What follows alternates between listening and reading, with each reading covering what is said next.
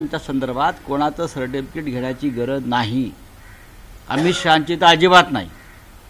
तुम्ही तुमच्या पोस्टरवरच्या आणि बॅनरवरच्या बाळासाहेब ठाकरेंचा फोटो काढा, लोक तुम्हाला महाराष्ट्रात उभा करणार नाहीत। रावसाहेब, अमित शहांनी अजूनही असं म्हटलं आहे की त्यांनी एक उद्धव ठाकरेंना आठवण करून दिली की आज उद्धव ठाकरे कोणाच्या शेजारी बसले, ज्यांनी 370 कलम हटवण्याला विरोध केला, ज्यांनी 370 कलम ज्यांनी राम मंदिर निर्माणाच्या एकूण प्रक्रिया। अमित शहा खोटं बोलतायत, अमित शहा खोटं बोलतायत आणि व्यापारी नेहमी खोटं बोलतो आपल्या फायद्यासाठी। दुकानदार जो असतो हा आपल्या फायद्यासाठी एकतर भेसळ करतो किंवा खोटं बोलतो, ग्राहकाला फसवतो।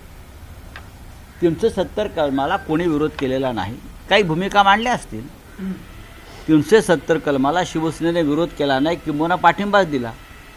आणि 370 कलम हटवून काश्मीरमध्ये आपण काय दिवे लावलेत हे सांगा। आजही काश्मीरमध्ये आमच्या जवानांच्या हत्या सुरू आहेत, अतिरेक्यांचे हल्ले सुरू आहेत, काश्मीरी पंडितांची घरवापसी होणार होती 370 कलम हटवल्यावरती।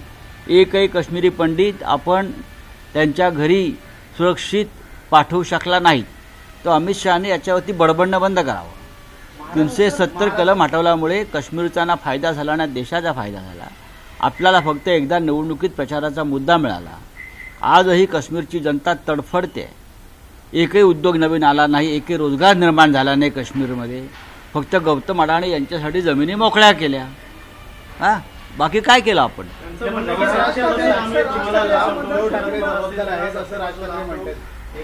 आम्ही मुख्यमंत्री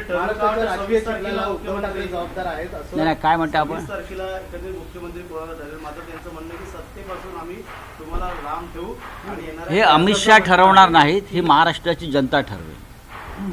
आणि या महाराष्ट्रात जो चिखल केलेला आहे या राजकारणाचा महाराष्ट्राचा, त्याला जबाबदार अमित शहा आणि त्यांची व्यापारी आणि खाखावृत्ती आहे। महाराष्ट्र लुटण्यासाठी, महाराष्ट्र ओरबडण्यासाठी, मराठी माणसाला कंगाल करण्यासाठी गेल्या 3-4 वर्षाचे षडयंत्र रचलं अमित शहासारख्या व्यापाऱ्यांनी।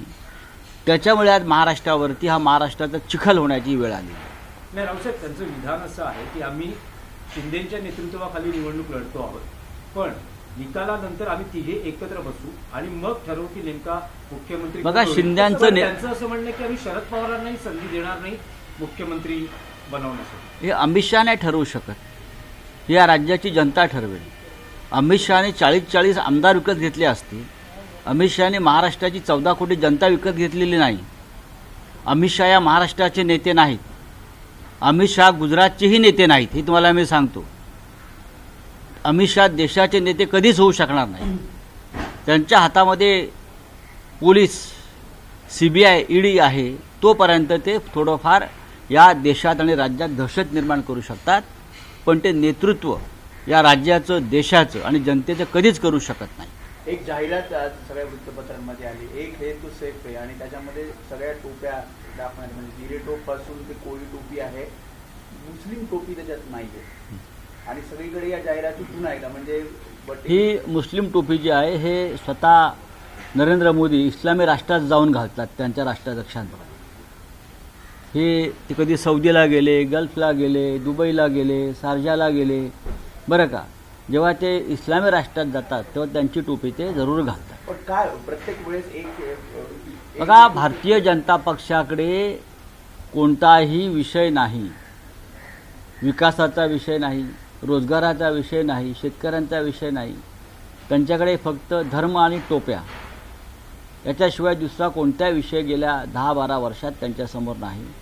महाराष्ट्रामध्ये ते निवडणुका जिंकण्यासाठी परत एकदा या टोप्या वगैरे आणत असतील तर या टोप्या त्यांच्या चालणार नाही। रावसाहेब, एक आता 370 कलमाचा आणि तो हटवण्याचा आणि त्या निमित्तानं सुरू झालेल्या राजकारणाचा आरोप प्रत्यारोपांचा जर विषय बघता, इंडिया अलायन्स गव्हर्नमेंटने जम्मू काश्मीरमध्ये पुन्हा त्या स्टेटला विशेष राज्याचा दर्जा देण्यासंदर्भातला ठराव आणला होता, त्यावर भाजप आक्रमक होती। स्वतः नरेंद्र मोदी यांनी सांगितलेलं आहे त्यांच्या प्रचार सभात जम्मू काश्मीरमध्ये की आम्ही काश्मीरला परत पूर्ण राज्याचा दर्जा देऊ म्हणून। हे कसलं आता काय खोटारडे लोक आहेत। या प्रचाराच्या सभांमध्ये नरेंद्र मोदी यांनी स्वतः जम्मू काश्मीरमध्ये या राज्याला पूर्ण राज्याचा दर्जा देऊ असं वचन दिलेलं आहे.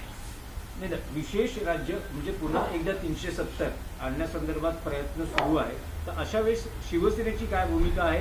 तुम्ही इंडिया अलायन्सचा भाग आहात. नाही बघा, मुळात 370 कलम जे हटवलेलं आहे त्यावेळेला आम्ही 370 कलम हटवण्याच्या बाजूने उभे राहिलेलो आहोत. हीच आमची भूमिका आहे. पण आता जे म्हटलं जातं बघा, विशेष राज्य, प्रश्न असा आहे, निवडणुका महाराष्ट्रात आहेत. निवडणुका महाराष्ट्रात आणि झारखंडला आहेत. काश्मीरचा विषय काश्मीरमध्ये जेव्हा येईल तेव्हा बघू. सर, अमित ठाकरे म्हणतात की माझं यादीत नाव आलं की काकांना वाईट वाटलं. अमित ठाकरे म्हणाले काल की माझं नाव यादीत आल्यावर काकांना. कोणत्या काकांना? उद्धव ठाकरे.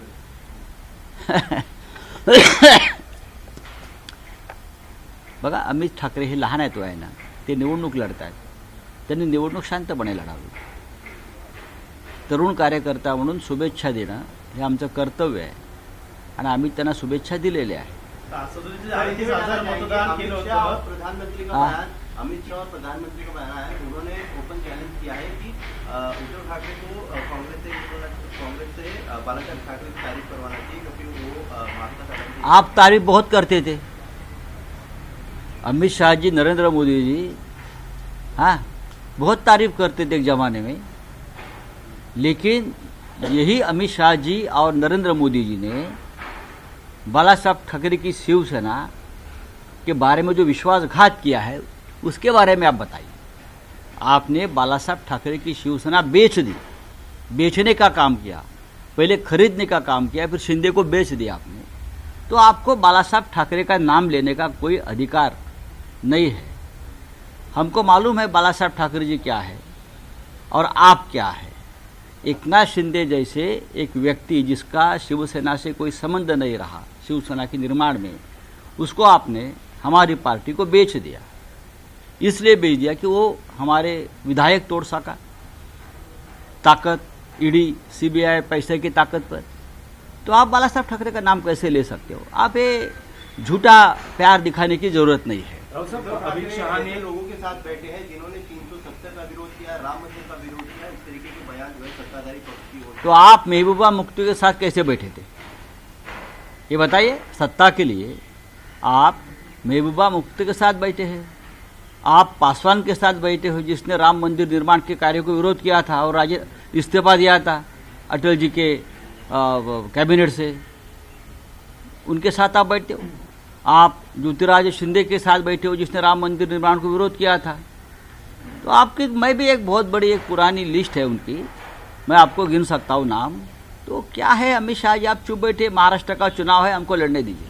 एकनाथ शिंदेच्या राजकीय बंडाचं समर्थन. नितिन गडकरी केंद्रीय मंत्री का एक बयान आया है कि फसल जो है बढ़ गई है, उस पर मतलब भाजपा की जो फसल है वो बढ़ गई है, उस पर कीटनाशक की जरूरत है. इस तरीके का तो बयान. मारते बैठो कीटनाशक. आप बात क्यों करते हो? हम आपको दवा दे देंगे कीटनाशक की, मारते रहो ना आप. अगर ज़रूरत है, आप वरिष्ठ नेता है बीजेपी के, आप सम्मानीय नेता है, हम आपको मानते हैं. अगर आपको लगता है कि फसल सड़ गई है, वहाँ कीड़े मकोड़े बैठे हैं, तो मार दीजिए ना. चलिए.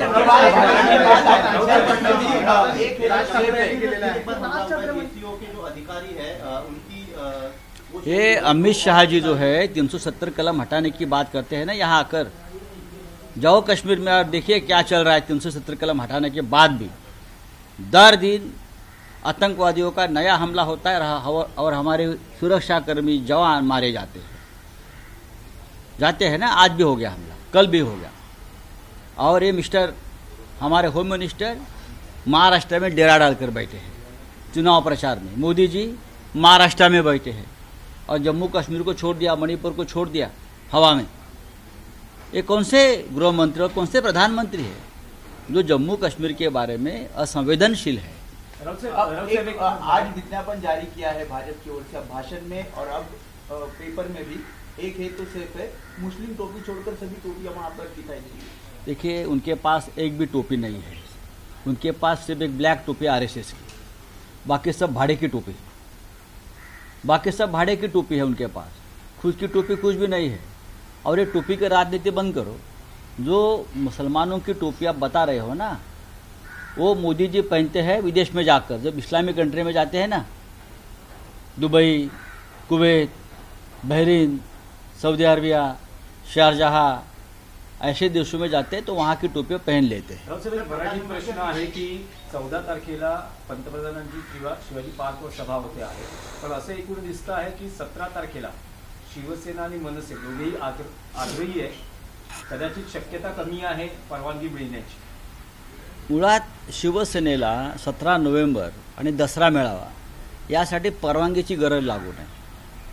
17 नोव्हेंबर हा हिंदू हृदय सम्राट शिवसेना प्रमुख बाळासाहेब ठाकरेंचा स्मृती दिन आहे. त्या दिवशी शिवतीर्थावर आणि मुंबईमध्ये राज्यभरातून देशातून लाखो बाळासाहेबांचे भक्त शिवसैनिक येतात आणि ते शिवतीर्थावर जमतात. हे प्रशासनाला माहीत असतं. त्याच्यामुळे इतर कुणाला परवानगी देण्याआधी तारीख काय आहे, इतरांना परवानगी देताना हे त्यांनी समजून घ्यायला पाहिजे. हा शहाणपणाचा निर्णय असतो. जर तो त्याने घेतला नसेल असा निर्णय किंवा राजकीय दबावाखाली ते काही निर्णय घेत असतील तर 17 नोव्हेंबरच्या दिवशी बाळासाहेबांच्या स्मृतिदिनी कोणताही संघर्ष शिवतीर्थावर होणार नाही त्याची काळजी आणि जबाबदारी प्रशासनावर असेल. पण 17 तारखेला सभा शिवाजी पार्कवर समारोपाची शिवसेनेची होणार. इसमें महायुति को एक तो अरे सर्वे को मारो गोली. लोकसभा में भी सर्वे आया था ना कि महाविकास आघाड़ी को 10 सीटें नहीं मिलेगी, बीजेपी को 10 सीटें नहीं मिली. नाही, राऊत साहेब, सर प्रकाश